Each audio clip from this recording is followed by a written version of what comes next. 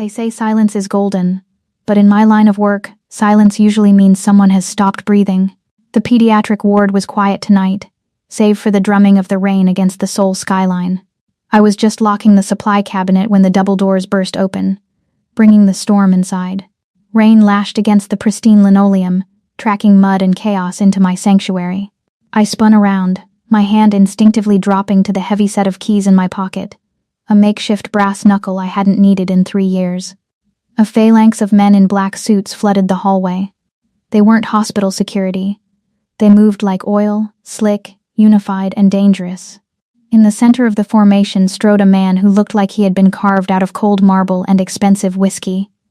He was soaked to the bone, his dark hair plastered to his forehead, but his eyes were frantic.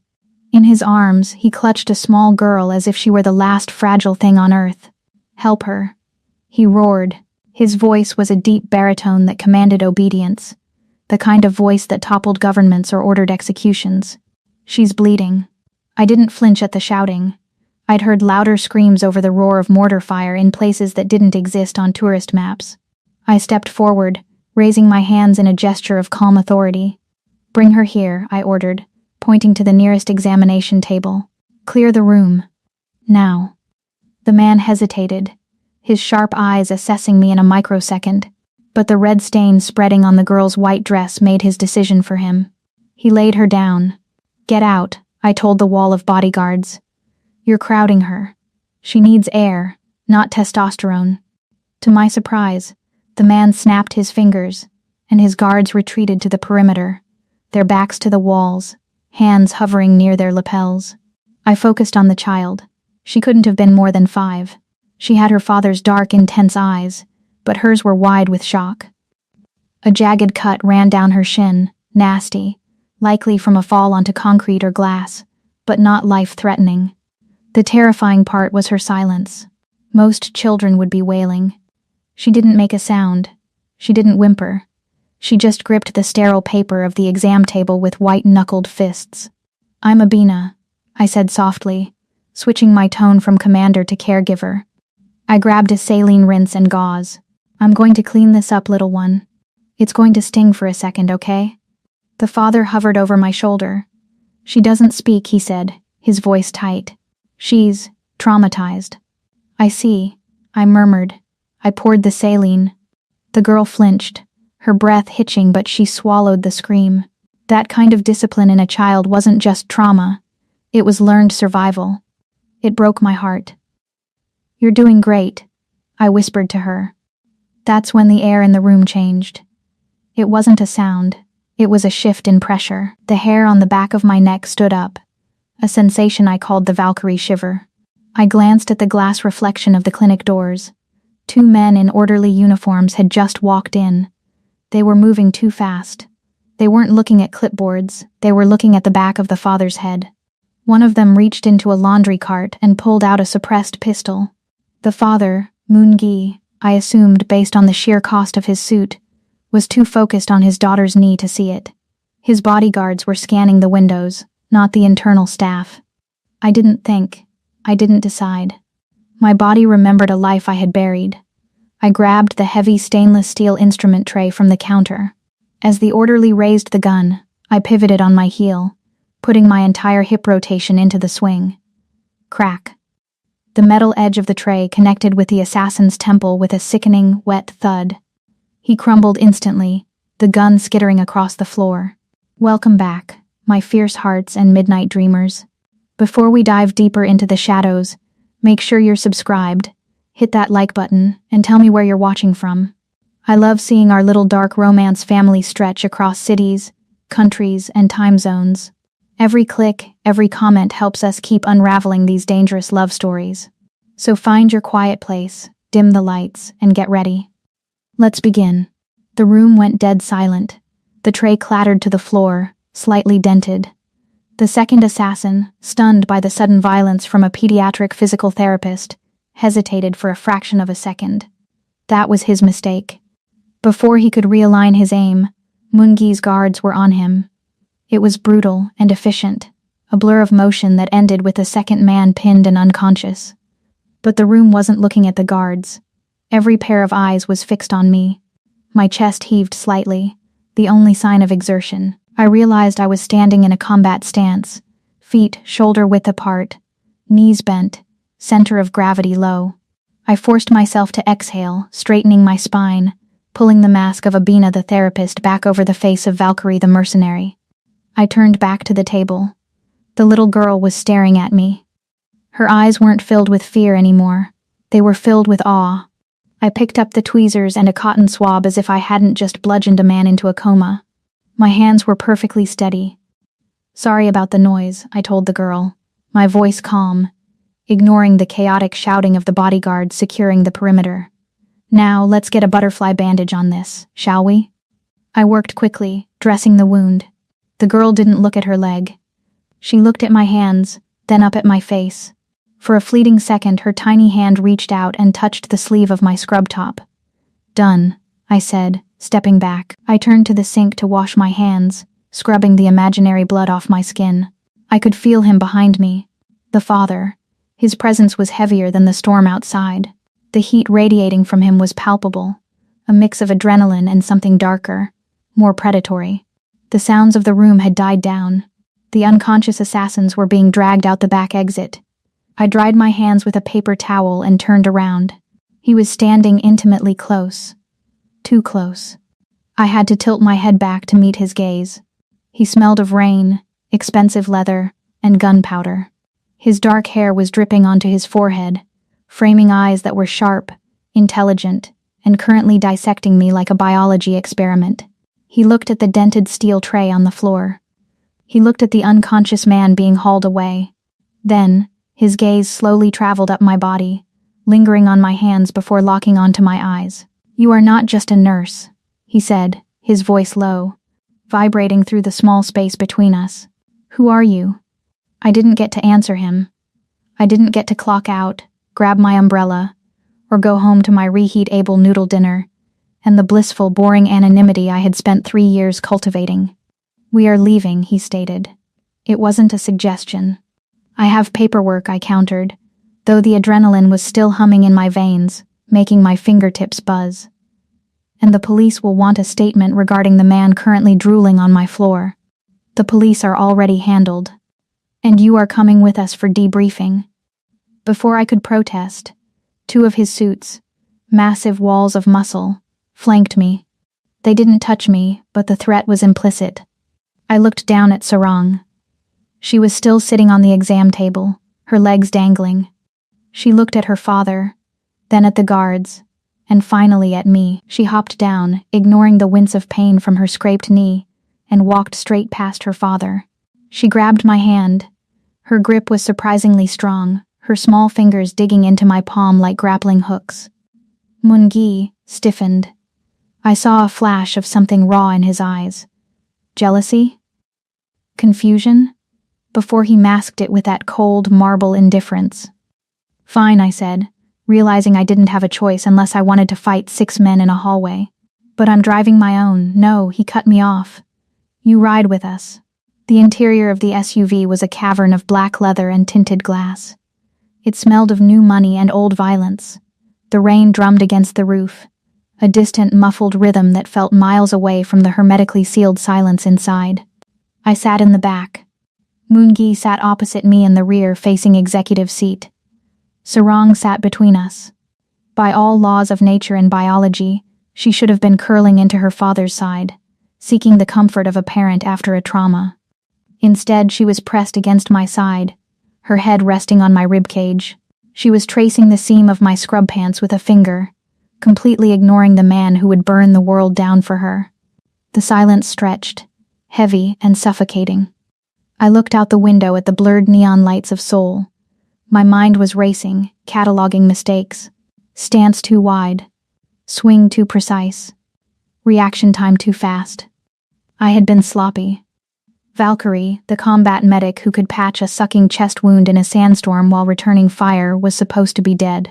Abina Blackwell, the pediatric PT who liked jazz and quiet rainy nights, was supposed to be the reality. I had let the mask slip, and men like Song Mun-gi didn't miss things like that. He was tapping on a slim tablet, the blue light casting harsh shadows on his cheekbones. He looked like a fallen angel reviewing the sins of the world. Abina Blackwell, he read aloud, not looking up. Born in Toronto. Degree in kinesiology from U of T. Masters in physical therapy. Moved to Seoul 3 years ago. You volunteer at the animal shelter on weekends. You have no parking tickets, no debts, no ex-husbands. He finally looked up. His gaze was heavy, physical. You are remarkably boring, Miss Blackwell. I like boring, I replied, keeping my voice level. Boring is safe. Boring pays the rent. Boring people do not crack a trained assassin's skull with a medical tray, he murmured. And they certainly don't have the situational awareness to spot a suppressed pistol in a reflection. He turned the tablet around. It displayed my employee file. Your background is impeccable. Every reference checks out. Every date aligns. He leaned forward, elbows on his knees, invading my space without moving his seat. It's too clean. In my world, a record this perfect is usually a fabrication. A ghost story. I felt Sarang tense against me. I instinctively placed a hand on her shoulder, rubbing my thumb in soothing circles. She relaxed instantly. Mungi watched the interaction, his jaw tightening. I'm just a physical therapist who took a self-defense class, I lied. It was a weak lie, and we both knew it. I need a therapist, he said, shifting gears so fast it gave me whiplash. You have a hospital full of them. I can refer you to a colleague. For her, he clarified, nodding at Sarang. She needs daily physical therapy for her knee rehab, and she needs psychological support. She doesn't speak. She doesn't trust anyone. Yet, she is currently using you as a human shield. He gestured to his daughter, who had practically fused herself to my side. I want you to move into the estate, he continued, his tone businesslike, as if he were ordering a shipment of weapons. Live in care. You will oversee her recovery. You will be her guardian when I am occupied. Triple your current salary. Full benefits. Total discretion. I laughed. It was a dry, humorless sound. Mr. Song, look at me. I fix ankle tears and help kids learn to walk again. I don't work for gangsters. I don't live in compounds. And I certainly don't want to be part of whatever this is. I waved a hand around the armored car. Gangster is such a reductive term, he said smoothly. I am a businessman. You're a businessman who brings armed hitmen into a children's ward, I snapped. The anger was bubbling up now. I want to go home. Drop me off at the nearest subway station. Moongi sighed, reaching into his jacket pocket. I tensed, but he only pulled out a silver cigarette case. He didn't open it, he just turned it over in his long fingers. I cannot do that. Am I a prisoner? No. You are a loose end. The air in the car dropped 10 degrees. The men who attacked tonight, he began, his voice dropping to a low rumble that vibrated in the floorboards. They are from the Snakehead clan. They are not known for their mercy, and they are certainly not known for leaving witnesses. He looked me dead in the eye. They saw your face, Abina. They saw you humiliate one of their best enforcers. By tomorrow morning, your photo will be on the desk of every rival syndicate boss in the city.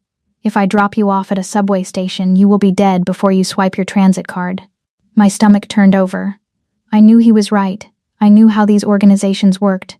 I had dismantled enough of them in my past life to know the protocol. Eliminate all variables. You have 2 choices, he said, leaning back, the predator closing the trap.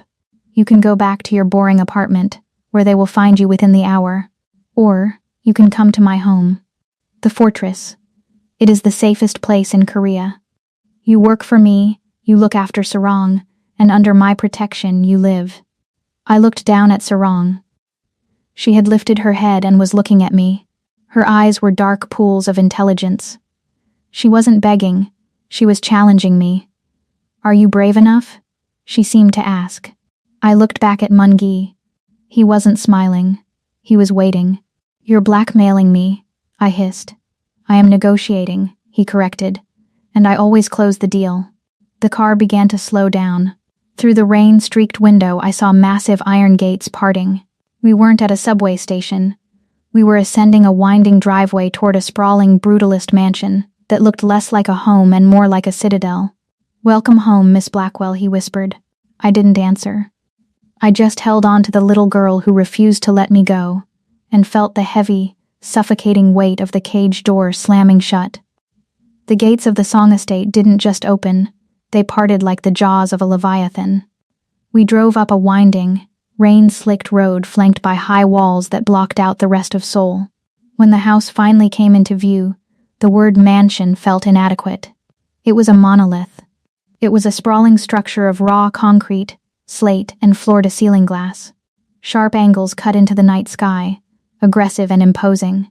It didn't look like a place where people lived, laughed, or burned toast. It looked like a museum for things that were too dangerous to touch. The SUV stopped under a cantilevered overhang, the engine cut, and the silence rushed back in, heavier than before. "Out," Moon-gi commanded. I stepped onto the driveway. The air up here was thinner, colder. Sarang scrambled out after me, immediately gripping my hand again. Her small palm was damp. She was terrified of her own home. We walked through the massive front doors into a foyer that could have housed a small aircraft. The floor was black marble, polished to a mirror shine so perfect it felt like walking on water. My sneakers squeaked offensively against the stone. A chaotic, human sound in a space designed for silence. "This is the foyer," Moon-gi said, his voice echoing off the hard surfaces. He didn't look at me. He was walking briskly, checking his watch. "The East Wing is my private quarters and the operations center. You are strictly forbidden from entering that sector without a direct summons. If you are found there, the security team will not ask questions before they neutralize the threat." "Neutralize," I repeated, scanning the high ceilings. Charming hospitality. He ignored me. "The West Wing is for Sarang. You will have the guest suite adjacent to her room. Your duties begin immediately.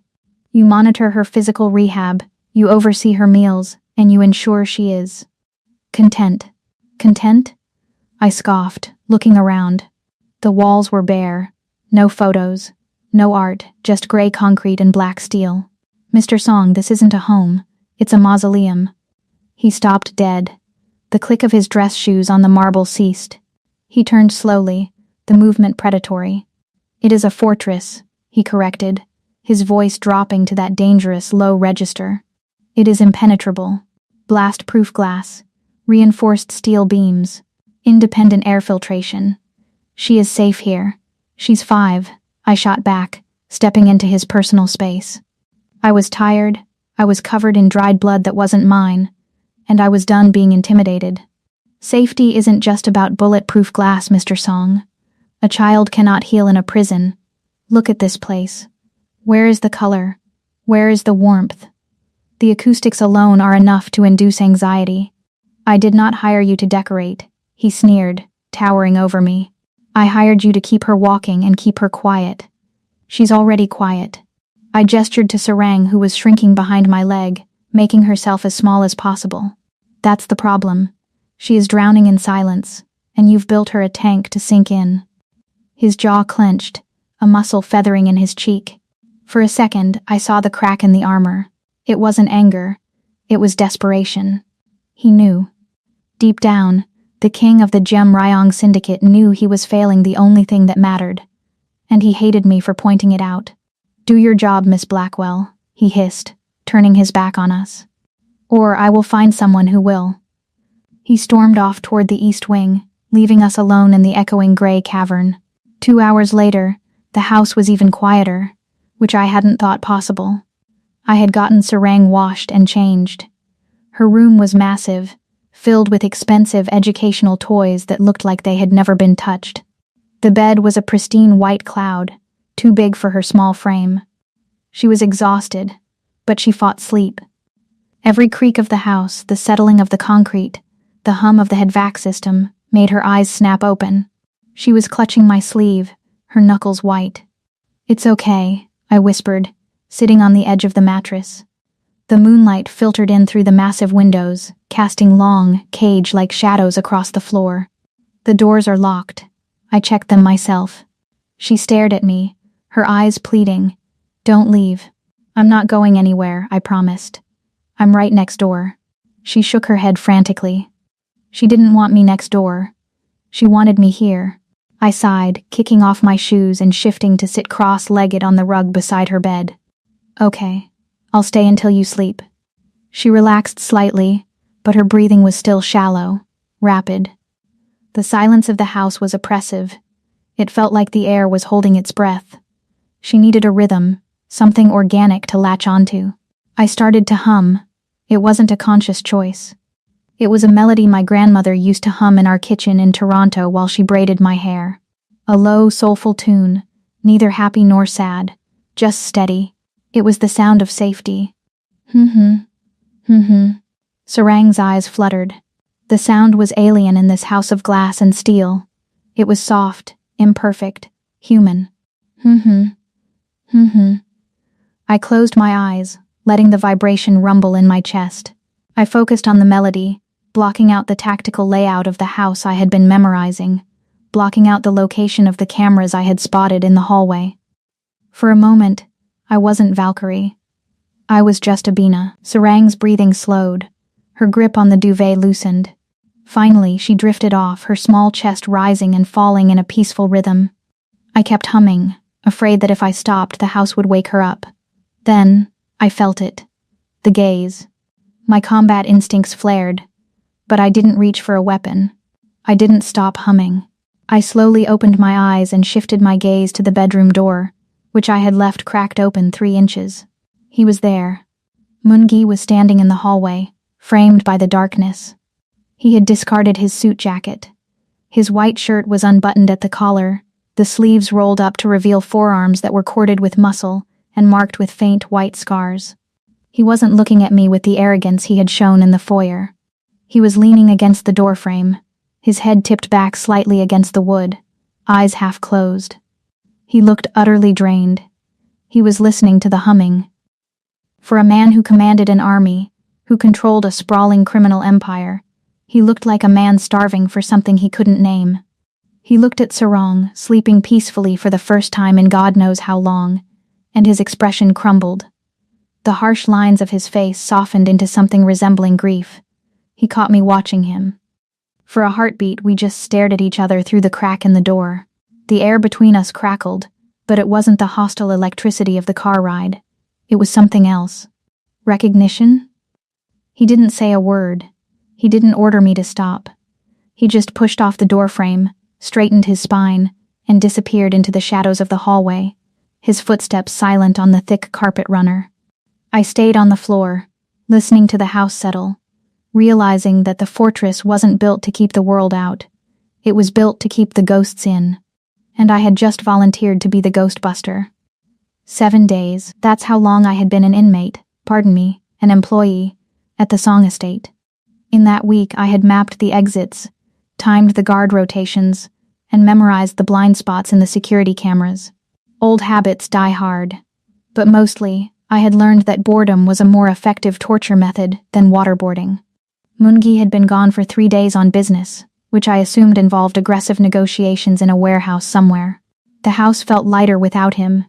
The air was less pressurized.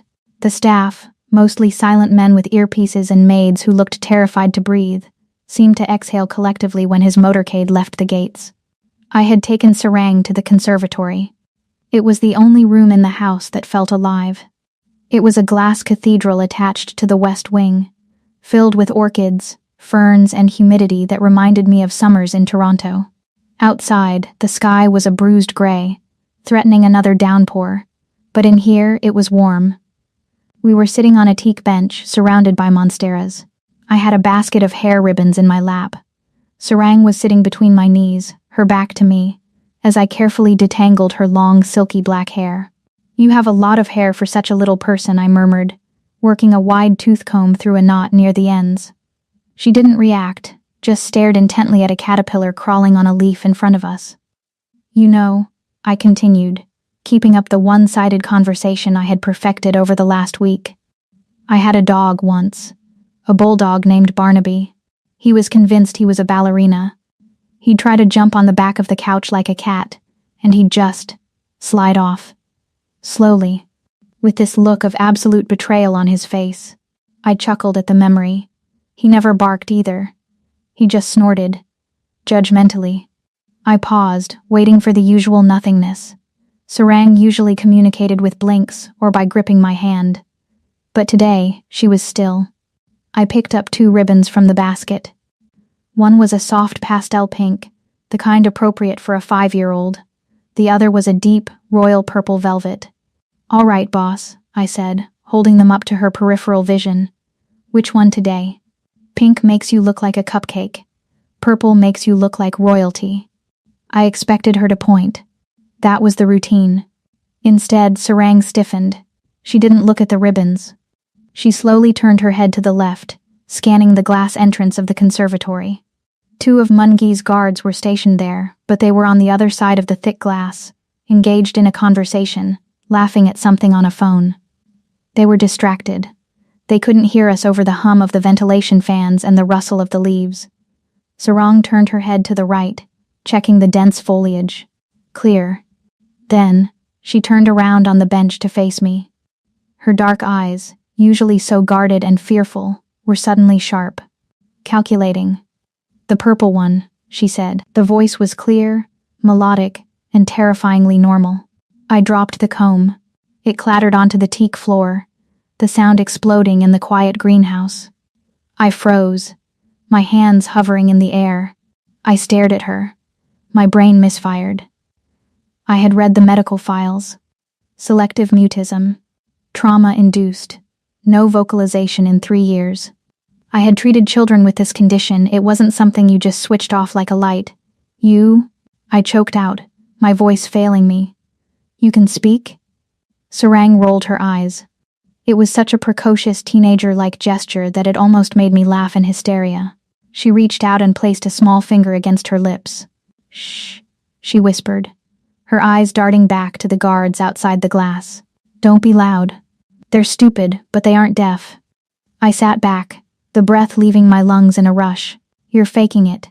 "I'm not faking," she corrected, crossing her small arms over her chest. "I'm choosing." "Choosing?" "Sarang, your father is tearing the world apart trying to fix you. He thinks you're broken. He's an idiot," she stated matter-of-factly. I blinked. "He's the terrifying head of a crime syndicate, Sarang. He's just a dad," she dismissed. "And he's never home. He leaves me here with the guards and the maids. The maids are boring. The guards are scary. And then..." She scrunched up her nose in disgust. "He brings the ladies." "The ladies?" "The ones with the big lips and the perfume that smells like bug spray," she explained. "They try to be my mommy. They talk to me like I'm a baby. Oh, you poor thing, you're so pretty. I hate them." She leaned in closer, her voice dropping to a conspiratorial whisper. "If I don't talk, they get scared. They think I'm creepy. One time, I just stared at a lady for an hour without blinking, and she left before dessert. A bubble of laughter rose in my throat. I tried to suppress it, but it escaped as a snort. This child wasn't a victim. She was a mastermind. She was waging a psychological guerrilla war against her father's dating life and winning. "So you're silent to punish him?" I asked, looking at her with new eyes. "He needs to learn," she said simply. Then her expression softened. She looked down at her hands. "And if I don't talk, people forget I'm there. They say things. Secrets. I know lots of things." I felt a chill go down my spine. Silence is a weapon. I had said that to myself in the car. This 5-year-old had figured it out on her own. She was definitely Mungi's daughter. "Why tell me?" I asked quietly. "Why break cover now?" Sarang looked up. Her gaze was unnervingly direct. She reached out and touched the faded scar on my forearm, a souvenir from a knife fight in Sudan. "You aren't a plastic lady," she said. "You didn't scream when the bad men came to the clinic. You hit that man with the tray. Bam." She mimed the motion with a grin. "You're strong. Like a superhero." She paused, searching my face. "And you smell like peppermint and sadness. Not bug spray. Peppermint and sadness." Jesus, this kid was perceptive. "I need a partner," she declared, holding out her hand. "But you can't tell Daddy. Not yet. He has to suffer a little bit more." I looked at her small hand. I looked at the determined set of her jaw. I was supposed to be the responsible adult. I was supposed to march straight to the East Wing and report this breakthrough to her father. It was my job. But then I thought about Mungi's arrogance. I thought about the plastic ladies. And I thought about the sheer audacious brilliance of this little girl surviving in a fortress of solitude by becoming a ghost. I saw myself in her. The girl who hid. The girl who observed. The girl who became dangerous to survive. I smiled. It was the first genuine smile I had worn in a week. "Okay, tiny boss," I whispered. I reached out and hooked my pinky finger around hers. Her grip was tight. "I won't tell him," I promised. "But you have to promise me something too." "What?" "If we get attacked again, you tell me if you see something. No secrets when it comes to safety." "Deal?" She nodded solemnly. "Deal." She turned back around, presenting her back to me. "Now do the purple ribbon. And make it tight. I want to look fierce." I picked up the velvet ribbon, my hands shaking slightly. As I wove the purple velvet into her dark braid, I realized the dynamic of the house had just shifted fundamentally. It wasn't just me against the fortress anymore. It was me and Sarang against the world. And honestly, I liked our odds. 2:14 am.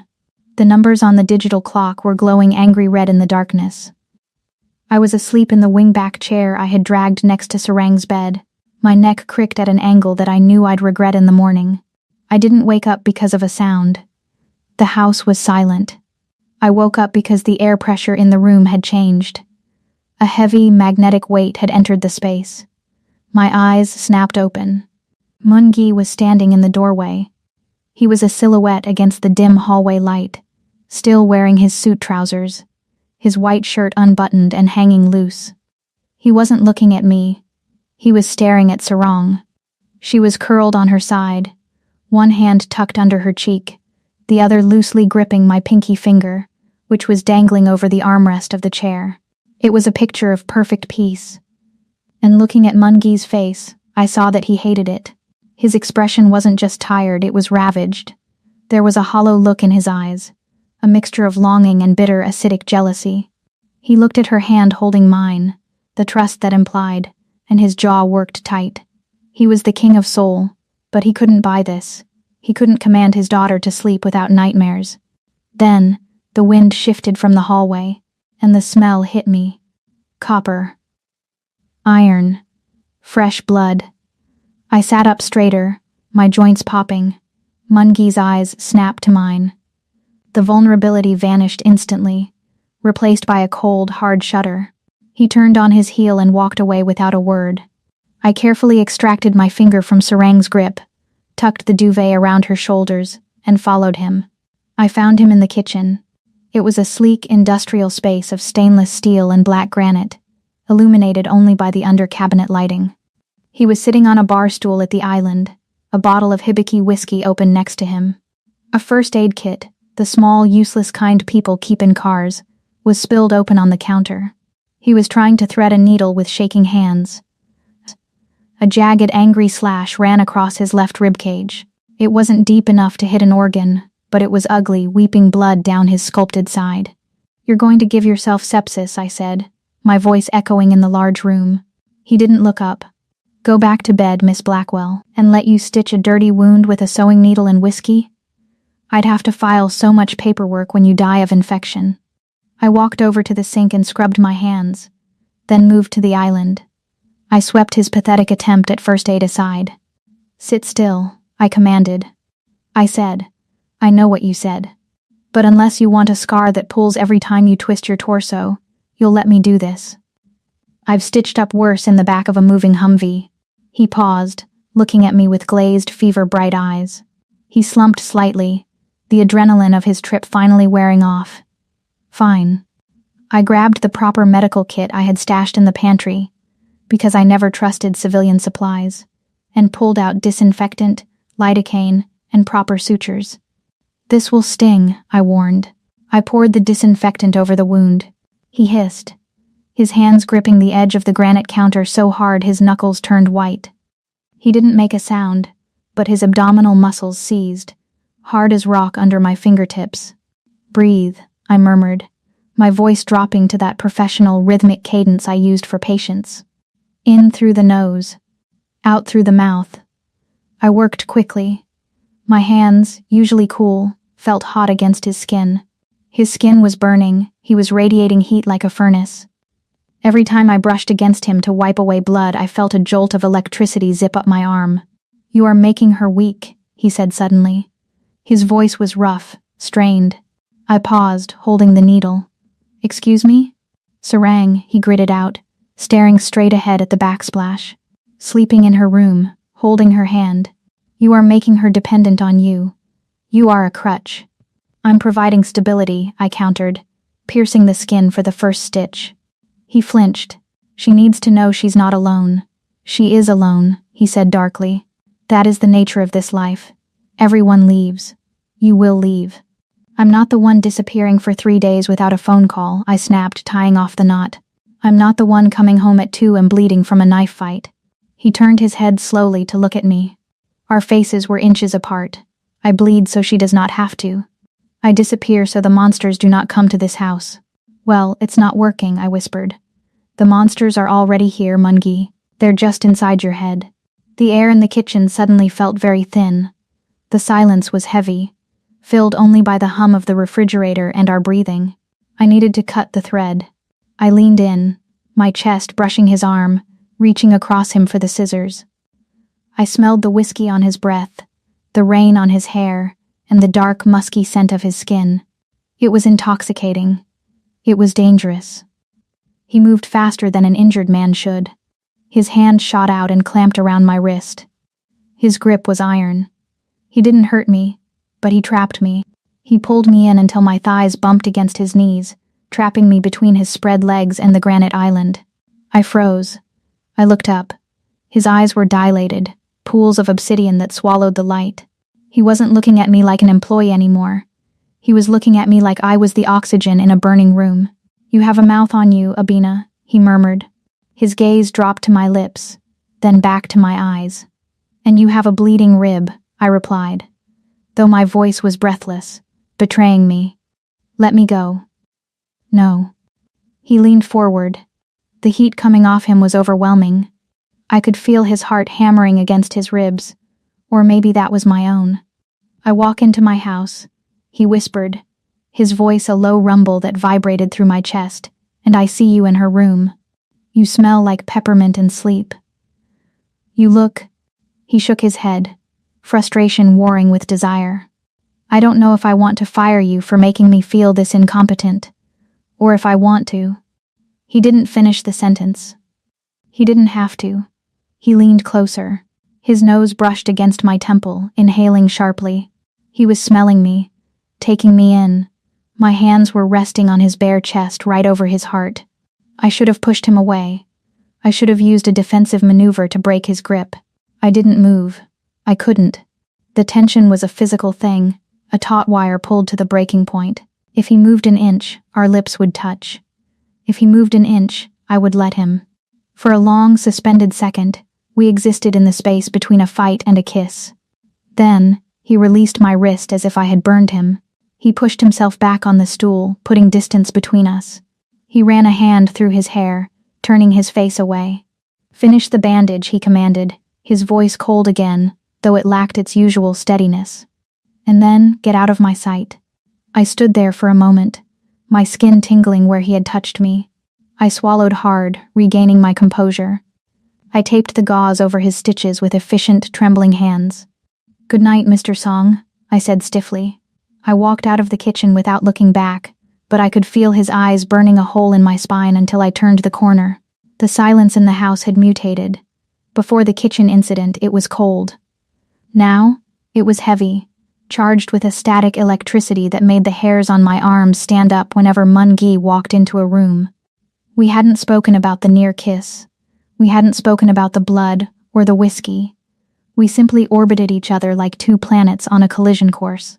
Then, the box appeared on my bed. It was black velvet, tied with a silver ribbon. Inside lay a gown of liquid gold silk. It wasn't just a dress. It was a statement.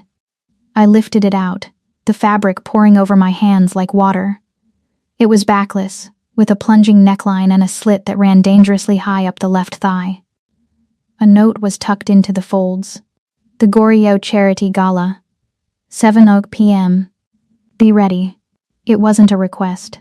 I stood before the full-length mirror in the guest suite. The dress was a masterpiece of engineering. It clung to every curve, the deep gold contrasting sharply against my dark skin, making me look like a cast bronze statue. But I wasn't looking at the fashion. I was looking at the function. I tested the range of motion. A deep squat. A high kick. The silk held but didn't tear. Good. I hiked up the skirt. The slit was high enough to grant access to my upper thigh. I strapped a thin, non-metallic ceramic knife sheath against my skin. It was invisible under the drape of the fabric. I applied my makeup, sharp eyeliner, blood-red lipstick. War paint. When I walked down the grand staircase, Moon-gi was waiting in the foyer. He was wearing a tuxedo that fit him with criminal perfection, the black wool emphasizing the breadth of his shoulders. He looked up. For a second, his composure fractured, his eyes widened, taking in the gold silk, the bare back, the way the light caught my skin. He cleared his throat, the sound echoing in the hall. Adequate. High praise, I replied dryly, descending the last step. The car is waiting. The venue was the Grand Hyatt Seoul. As the limousine pulled up to the red carpet, the world exploded into blinding flashes of light. The paparazzi were a feral pack, screaming Moon-gi's name. The door opened. Moon-gi stepped out first, buttoning his jacket. He turned and extended a hand to me. I took it. His grip was firm, grounding. As I stepped out into the chaos, the screaming intensified. Who is she? Look at the dress. Mr. Song. Moon-gi ignored them all. He moved to my side, placing his hand on the small of my back. His palm was hot through the thin silk. It wasn't a gentleman's touch. It was a brand. It was possessive, heavy, and guided me with an unspoken command. You are with me. He leaned in close to my ear, his breath tickling my neck. Smile, Abina. Everyone here is a shark. Don't show them you bleed. I don't bleed, I whispered back, flashing a dazzling fake smile at the cameras. I make others bleed. I felt his chest rumble with a silent chuckle against my shoulder. We entered the ballroom. It was a cavern of crystal chandeliers, orchestral music, and the cloying scent of expensive perfume masking the smell of corruption. This was where the monsters of Seoul played dress-up. Politicians, CEOs, syndicate bosses, they were all here, sipping champagne and plotting each other's demise. I went into scan mode. I wasn't looking at the diamonds, I was looking at hands. Pockets. Exits. Drink? Moon-gi offered, snagging a flute from a passing tray. Water. I don't drink on the job. You aren't on the job. You are my date. I'm your liability insurance, I corrected, taking the water. We circulated. Moon-gi was a master at this. He shook hands, exchanged pleasantries, and accepted bows with the grace of a feudal lord, but I felt the tension in his arm linked with mine. He was waiting for something. Song Moon-gi. A greasy voice slithered through the air. I didn't think you'd show your face after the unpleasantness at the docks. We turned. Standing there was a man who looked like a bloated toad in an ill-fitting suit. Director Choi, the head of the Snakehead clan, the man who had sent the assassins to the clinic. My pulse spiked, but my face remained bored. Director Choi, Moon-gi said smoothly, though the temperature around us dropped 10 degrees. I believe the unpleasantness was entirely on your side. My shipments arrived on time. Choi's eyes narrowed. Then they slid to me. He looked me up and down, lingering on the slit of my dress with a sneer of disgust. And who is this? Choi laughed, a wet, hacking sound. I didn't know you were importing exotic pets now, Moon-gi. How much per hour? Or did you pick her up from the red light district on your way here? It was a calculated insult, designed to make Moon-gi lose face in front of the elites. Moon-gi went rigid. His hand on my arm tightened to a bruise. He was about to snap. But I wasn't looking at Choi. I was looking over his shoulder. A waiter was approaching from the 4 o'clock position. He wasn't carrying a tray. His gaze was locked on Moon-gi's chest. His right hand was dipping inside his white service jacket. The movement was subtle. Too subtle for a civilian. but to me it was a neon sign. I didn't panic. I didn't scream. I squeezed Mungi's bicep. 2 short, sharp pulses. Threat. Right. I shifted my weight, pivoting my body so that I was no longer a decorative object, but a shield on his flank. Moongi felt the signal. He didn't question it. He didn't look around. He trusted me instantly. He shifted his stance, angling his body to shield me while simultaneously putting himself out of the direct line of fire from the approaching waiter. He stared straight at Choi, his eyes burning with a terrifying intensity. The waiter, realizing his line of sight was broken and that Moongi was suddenly alert, aborted the motion. He veered off toward the kitchen, disappearing into the crowd. We were safe. Moongi looked back at Choi. The insult was still hanging in the air. Moongi took a step forward, invading Choi's personal space. He didn't shout. He spoke in a voice that was soft, lethal, and loud enough for the surrounding circle of elites to hear. Careful, director, Moongi said, his hand sliding down my arm to interlace his fingers with mine, lifting our joined hands for everyone to see. She is not a pet. She is my partner. He smiled, a razor-sharp expression that promised violence, and I would advise you not to insult her again. She bites. Choi paled. He looked from Moongi to me. I dropped the board facade and let the Valkyrie surface. I gave him a look that said, I know where your jugular is, and I have a knife strapped to my thigh. Choi swallowed hard, muttered a hasty excuse, and scurried away into the crowd.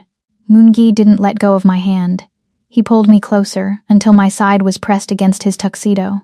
You saw him, Moongi murmured, not looking at me, scanning the room. The waiter. 4 o'clock. Glock 19 in a shoulder holster, judging by the print, I whispered back. He's gone now. Moongi finally looked down at me.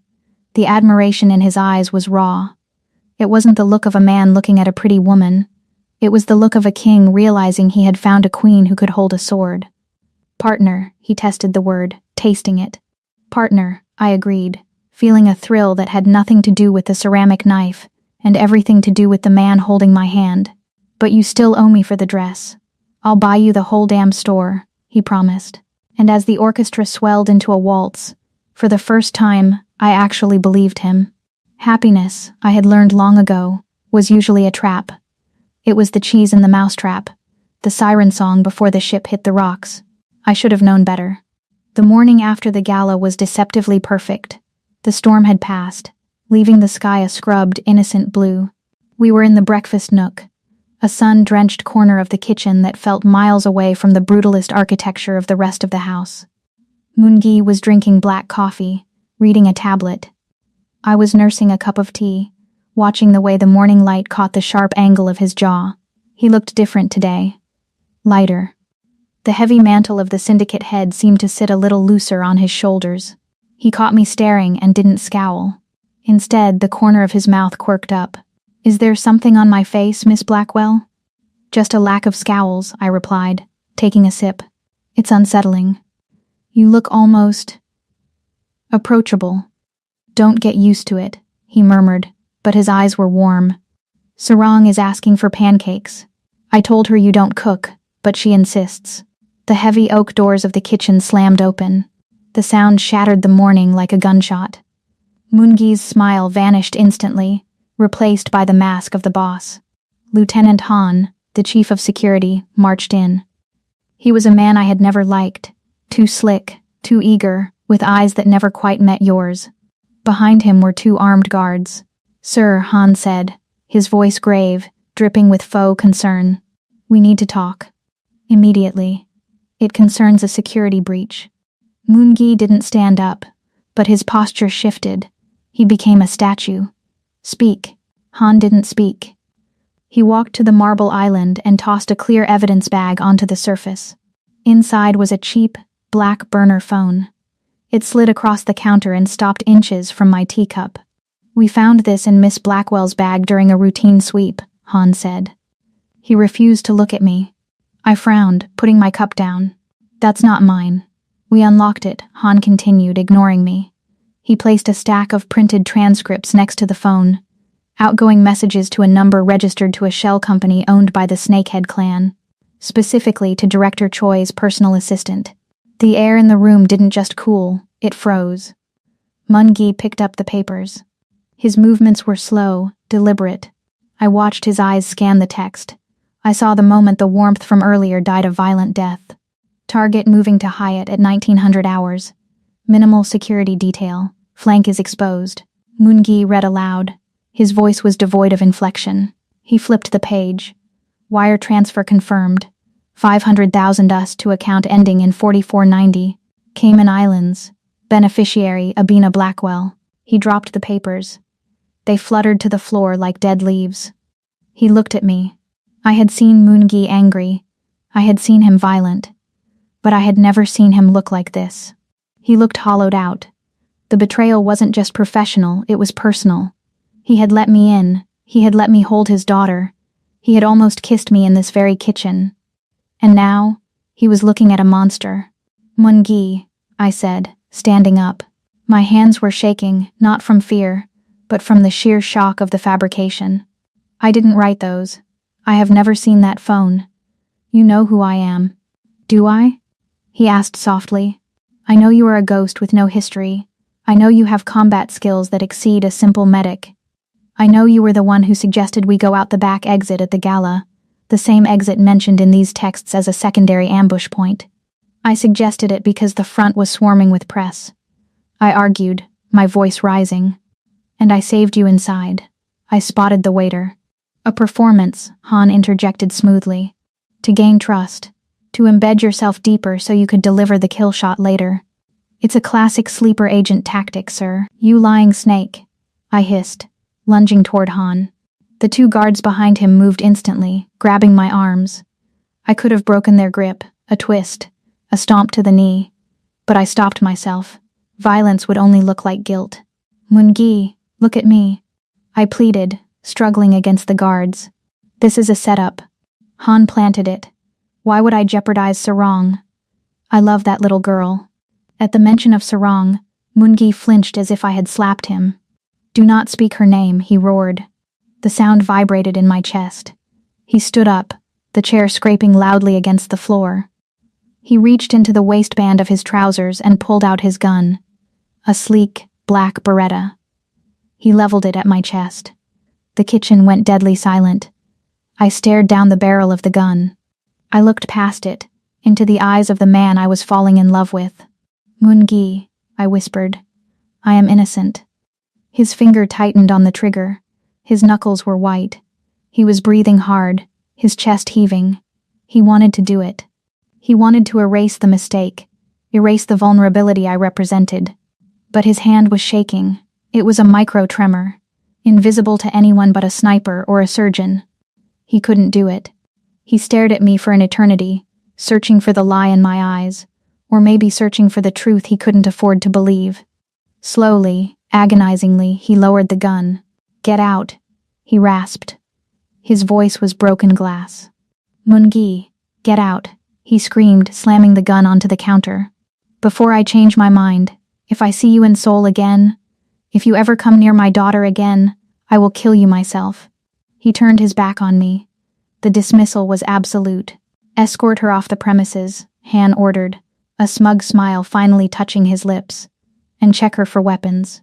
The guards dragged me backward. I stumbled, my heels skidding on the marble. Mun-gi, listen to me. Han is the mole.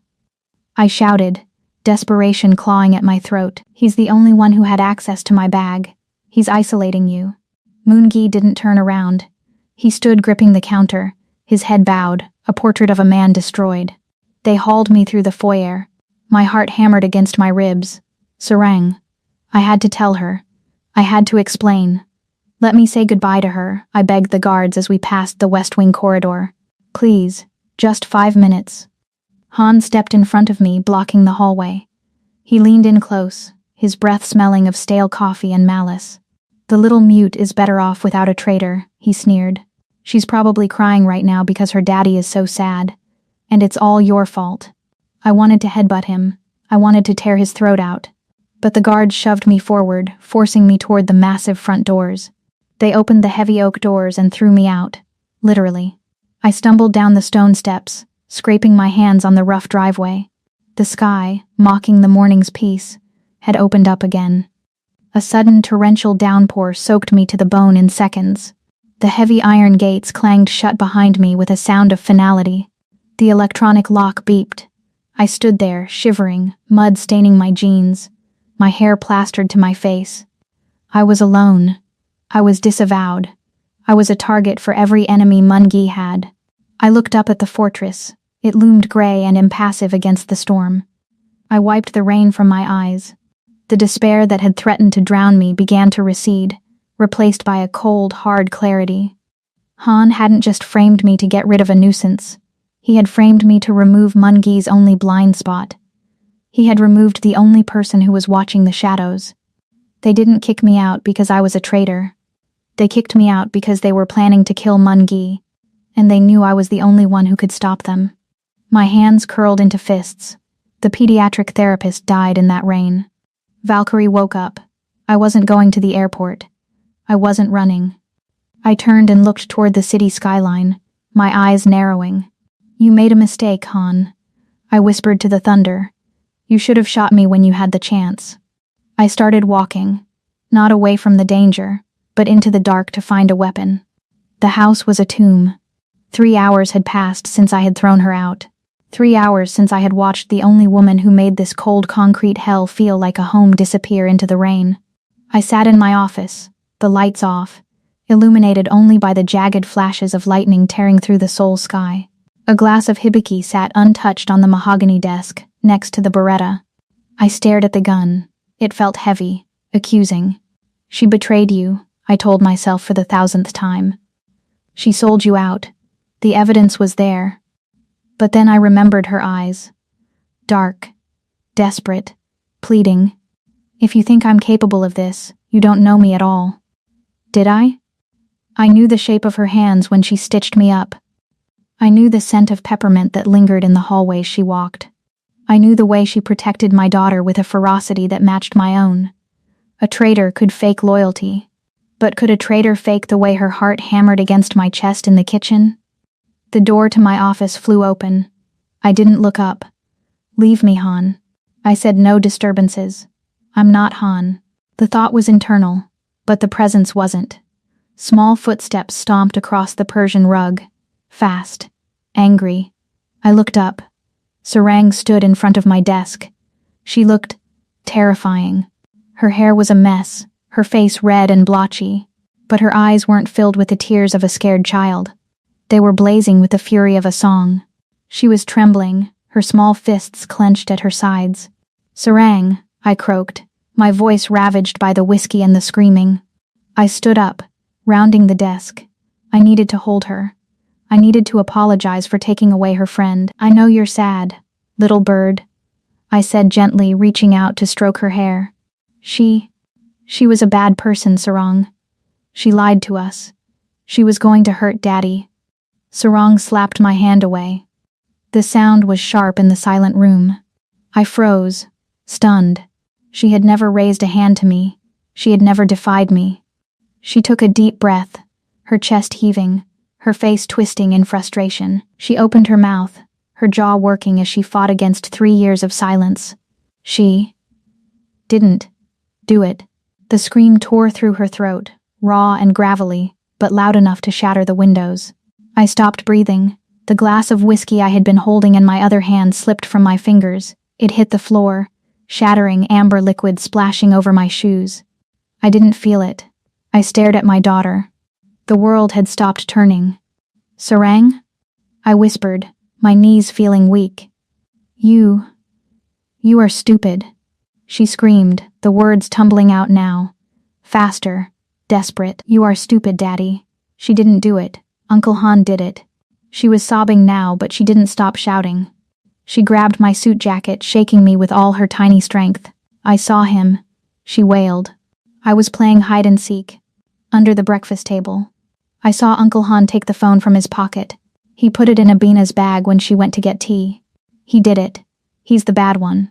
The world didn't just tilt. It inverted. The air left the room. My heart stopped. then restarted with a violent, agonizing thud. Under the table. Of course. She was always there. The silent observer. The ghost in the room that everyone forgot. Everyone except Abina. And Han. Han, who had been by my side for 10 years. Han, who had handed me the evidence with shaking hands. It's a classic sleeper agent tactic, sir. The rage that flooded my veins was not hot. It was absolute zero. It was the cold, dead vacuum of space. I had exiled the woman I loved. I had thrown her to the wolves. And I had kept the snake in my bed. I looked down at Sarang. She was hiccuping, wiping her nose on her sleeve, looking at me with accusation. You sent her away, she cried, her voice breaking. Fix it. I dropped to my knees, heedless of the broken glass. I grabbed Sarang's face in my hands. I will, I swore, my voice shaking. I swear to you. I stood up. The grief was gone. The self-pity was gone. There was only the mission. I walked to the door and threw it open. Lieutenant Han was standing right there, stationed as my personal guard. He looked up, his face composing itself into a mask of loyal concern. Sir, is everything all right? I didn't let him finish. I grabbed him by the throat. I slammed him backward into the opposing wall. The drywall cracked behind his head. He clawed at my hand, his eyes bulging, but I didn't let go. I squeezed, crushing his windpipe just enough to panic him. Sarang speaks, I snarled into his face, watching the terror dawn in his eyes. And she has a very interesting story about a breakfast table and a burner phone. Han's face turned purple. He tried to reach for his sidearm. I caught his wrist. I twisted. Snap. His scream was strangled by my grip on his throat. I dropped him to the floor, then placed my boot on his broken wrist, applying pressure until he whimpered. You have 5 seconds, I said, my voice devoid of humanity. Where is she? Director Choi. Han gasped, tears streaming down his face. He paid, double, promised me the territory. Where is she, Han? I crushed his wrist harder. Incheon. He screamed. Incheon docks. Warehouse 4. Choi is shipping her out tonight. She's the gift. I stepped back. I didn't kill him. Death was too easy. Guards. I roared. 3 men sprinted down the hallway.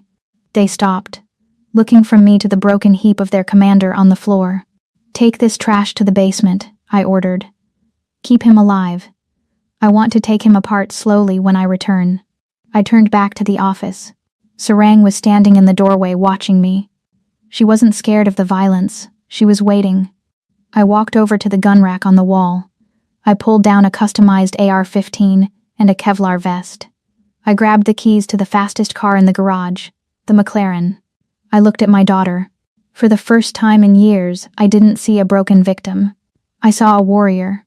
I am going to get her, I told her.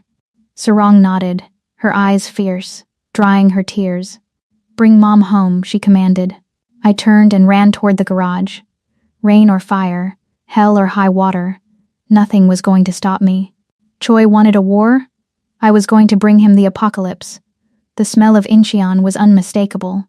Rotting fish, diesel, and the salt of the Yellow Sea. I was sitting in the center of Warehouse 4, zip-tied to a rusted steel chair. The rain hammered against the corrugated tin roof like a drum roll for an execution. My lip was split where one of the goons had backhanded me for talking too much, and the metallic tang of blood filled my mouth. Director Choi was pacing in front of me, checking his Rolex. You really are a tragic figure, Miss Blackwell, he mused, his voice oily. Mungi has good taste, I'll give him that. But he's sentimental. That was his downfall. He stopped, leaning down to inspect me. Don't worry. The buyer in Macau pays a premium for exotic beauties. You'll live a long, very uncomfortable life. I didn't flinch. I stared at his throat, calculating the pounds of pressure required to crush his larynx. You're assuming the shipment leaves the dock, I said calmly. Choi laughed. Who is going to stop me? Mungi thinks you're a traitor. By the time he figures it out, you'll be halfway across the Pacific. His phone buzzed. He frowned. I have to check the perimeter. Watch her, he snapped at the lone guard stationed by the sliding bay doors. If she moves, shoot her leg. Choi walked out into the rain with 8 of his men, leaving me with the rookie. Big mistake. The rookie was young, jittery. He held his submachine gun loosely, distracted by the lightning flashing outside. I took a deep breath. This was going to hurt. I focused on my left thumb. I had learned this trick in a SARE training camp in Nevada. Collapse the knuckle. Tuck. Pull. I forced my thumb joint inward. A sharp, sickening pop echoed in my bones, sending white-hot pain shooting up my arm. I bit the inside of my cheek to stifle the scream, tasting more blood. With the joint dislocated, my hand was narrow enough. I greased it with the sweat and rain on my skin and pulled. The zip tie bit into my wrist, shredding the skin, but my hand slid free. I didn't hesitate to relocate the thumb. There was no time. The guard turned, hearing the rustle. "Hey, sit still." I launched myself out of the chair. I covered the 10 feet between us before he could raise the barrel. I didn't go for the gun. I went for the neck. I leaped, scissoring my legs around his throat, using my momentum to swing my body weight down. Crack. He dropped like a stone. I rolled, snatching the MP5 from his dead hands and a combat knife from his belt. I crouched behind a stack of shipping crates, popping my thumb back into its socket with a grit of teeth and a low growl. Valkyrie is online. Suddenly, a roar drowned out the thunder. It wasn't a truck. It was the high-pitched scream of a twin-turbo V8 engine pushed to the red line. The warehouse doors didn't open. They exploded inward. A sleek black McLaren smashed through the corrugated metal, sending sheets of steel and debris flying like shrapnel. The car skidded across the wet concrete, fishtailing violently before coming to a halt in the center of the room. The driver's side door flew open. Song Moon-gi stepped out. He looked like the wrath of God. He was wearing a Kevlar vest over a white shirt that was already soaked with rain. He held an AR-15 in a grip that promised death. "Abina," he screamed, his voice raw with panic. Choi's men, who had rushed back in at the sound of the crash, opened fire. Moon-gi didn't take cover. He walked forward, firing with terrifying precision, taking down 2 men on the gantry. But he was exposed. A gunman popped up from behind a forklift on his blind side. "Clear left." I shouted. I broke cover. I raised the MP5 and dropped the gunman with a double tap to the chest. Moon-gi spun around. He expected to find a damsel tied to a chair. He expected to find a victim. Instead, he saw me. Standing amidst the wreckage, blood on my lip, a submachine gun in my hands, and a dead man at my feet. His eyes widened. For a split second, the shock on his face was comical. Then, a feral grin split his face. "Partner," he acknowledged. "Stop staring and shoot." I yelled. We moved. It wasn't a chaotic brawl. It was a symphony. We gravitated toward each other instinctively, meeting in the center of the warehouse. We stood back to back, a rotating turret of violence. Reloading. I called out, dropping my mag. "Covering." He replied, spraying suppression fire to the right, keeping their heads down while I slotted a fresh magazine. 2 on the catwalk. Got them. Bang. Bang. We moved through the warehouse like smoke. I swept the legs of an attacker who got too close, finishing him with the knife. Moon-gi used the stock of his rifle to shatter the jaw of another. We didn't need to communicate. I knew when he was pivoting. He knew when I was ducking. It was the most intimate we had ever been. Amidst the gunfire and the blood, we were perfectly synchronized. Silence fell. The last guard dropped. "Choi." Moon-gi roared, scanning the room. "There." I pointed. Director Choi was scrambling toward the hole the McLaren had made, trying to escape into the rain. He was limping, clutching a briefcase of money. Moon-gi raised his rifle, but I put a hand on his barrel, lowering it. "No," I said, my chest heaving. "He's mine." I drew the combat knife I had taken from the guard. I measured the distance, 30 feet. I took a breath, feeling the rotation of the blade in my mind before I even threw it. I whipped my arm forward. The knife spun through the air, a silver blur. It buried itself to the hilt in Choi's right calf. He screamed, collapsing face first into the mud and broken glass. We walked over to him together. The rain was pouring in through the broken doors, washing the blood from our hands. Choi rolled over, clutching his leg, looking up at us with pure terror. He looked at Moon-gi, the king of the underworld, and then at me, the pediatric physical therapist. "Who are you?" He wheezed, staring at me. "I'm the woman who bites," I whispered. Moon-gi stepped forward, placing his boot on Choi's chest. He didn't say a word. He just aimed his pistol between Choi's eyes and pulled the trigger. Bang. It was over. The silence rushed back in, deafening after the noise. Moon-gi dropped his gun. He turned to me. The adrenaline was fading from his eyes, replaced by a frantic, crushing fear. "Abina," he breathed. He closed the distance in 2 strides. His hands came up to cup my face. They were trembling. He tilted my head back, his eyes scanning every inch of my face. The split lip, the bruised wrist, the rain-soaked hair. "I thought I lost you," he choked out. "I thought." When I saw the empty chair, he rested his forehead against mine. He was shaking. The mighty Song Moon-gi, who had just massacred a warehouse of men, was shaking because he thought I was gone. "I'm here," I whispered, leaning into his touch. "I'm okay. I am sorry," he murmured against my skin, his thumbs brushing away the rain on my cheeks. "I should have trusted you. I should have known. I will spend the rest of my life earning your forgiveness." I pulled back slightly, just enough to look him in the eyes. The dark pools were open, vulnerable, stripped of all defenses. "You came for me," I said softly. "You drove a McLaren through a wall for me. I would have burned the city down," he vowed. "I know. I didn't need words. I didn't need groveling. I needed him." I reached up, tangling my fingers in his wet hair, and pulled his mouth down to mine. It wasn't a gentle kiss. It was desperate. It tasted of rain, adrenaline, and survival. It was a claim. "I am yours. You are mine. And we are alive." He groaned low in his throat, his arms wrapping around my waist, lifting me off the ground, crushing me against his chest as if he wanted to fuse our bones together. "Let's go home," he whispered against my lips. "Sarang is waiting."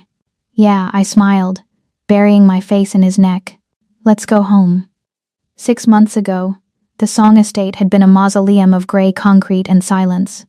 Today, it was chaos. But it was the best kind of chaos. The winter sun streamed through the blast-proof windows, but now it landed on Persian rugs, scattered Lego sets, and a massive Christmas tree that dominated the foyer. "No, no. The red bauble goes on the left. Use your eyes, please." I leaned against the balcony railing, sipping coffee, watching the scene below. Sarang was directing 3 terrifyingly large bodyguards on how to hang the Boxing Day garlands. She wasn't pointing. She was commanding. Her voice, once a secret she kept from the world, was now the soundtrack of our lives. She was loud, she was bossy, and she was absolutely Moon-gi's daughter. "She is going to run the company by the time she is 12, a deep voice rumbled behind me. Moon-gi wrapped his arms around my waist, pulling me back against his chest. He smelled of fresh espresso and contentment. He had changed too. The perpetual tension in his shoulders had unspooled. He had legitimized 90% of the business, leaving the darker dealings to a vetted inner circle. Vetted by me, of course. "She's already running the house," I laughed, leaning my head back against his shoulder. "I heard her firing the chef yesterday because the pancakes weren't fluffy enough. I had to rehire him in the parking lot." A throat cleared behind us. Mr. Sato, a new shipping partner from Tokyo, was standing by the glass doors, looking uncomfortable. He had just signed the contracts for the new logistics route. "Mr. Song," Sato said, bowing slightly. He looked at me, dressed in jeans and a cashmere sweater, barefoot, and then back at Moon-gi. "A lovely home. And your wife, does she enjoy the quiet life? It must be a change from the excitement of the city." Moon-gi laughed. It was a rich, genuine sound that made my toes curl. "Quiet?" Moon-gi tightened his arm around me, dropping a kiss on my temple. "Mr. Sato, do not let the sweater fool you. My wife is more dangerous than I am. I just signed the papers. She is the one who ensures we live to read them." Sato blinked, unsure if it was a joke. I just flashed him a sharp, wolfish smile. He bowed hastily and retreated to the elevator. Moon-gi turned me around in his arms, his expression turning serious. His thumb grazed my lower lip. "Do you miss it?" he asked softly. "The adrenaline? The noise? The Valkyrie?" I looked down at Sarang, who was now laughing as a bodyguard put a bow on his own head to amuse her. I looked back at Moon-gi, the man who had driven a car through a wall for me, the man who looked at me like I was the only anchor in his storm. "I have everything I need right here," I whispered. He kissed me then, slow, deep, and possessive, a promise that he would never let me go. I closed my eyes, sinking into the warmth. I came here to heal a child, but I ended up healing the dragon, and for the first time in my life, I don't need to